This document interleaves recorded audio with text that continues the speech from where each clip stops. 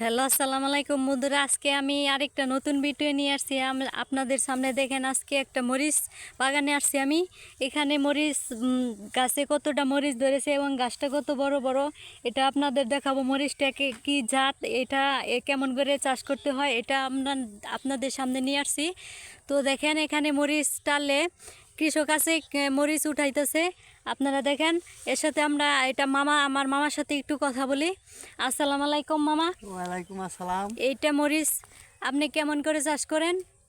এটা মরিচ তো আসলে আগে বীজ বীজ আনতে হয়, বীজ এনে বীজ রোপণ করে চারা বানাইতে হয়, তারপরে চারা লাগাইছি।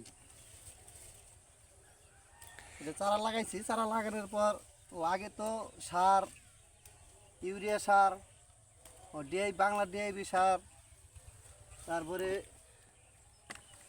ওই পটাশ ইত্যাদি দেওয়ার পরে চাষ চাষ দেওয়ার পরে চাষ দেওয়ার পরে এই সারগুলো দেওয়ার পরে আর চাষ দিয়ে পরে এই চারাগুলো লাগাইছি। এটা কি জাত মরিচের, কি জাত এটা? এটা আর মালিক সিডের বিজলি প্লাস।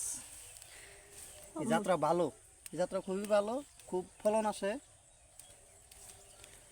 এই যে দেখেন আপনারা, খাইতে খুব সুস্বাদু। মরিচটা একটা গাছে দেখেন অনেকটি করে মরিচ ধরেছে। আপনারা দেখেন, মরিচটার টেস্ট অনেক টেস্ট, দেখতেও সুন্দর, যেমন দেখতে সুন্দর তেমনি খাইতেও মজা লাগে। অনেক মরিচ দেখেন, এই যে মরিচ, একটা মরিচ খুব সুন্দর, দেখতেও খুব সুন্দর, খাইতেও খুব সুস্বাদু।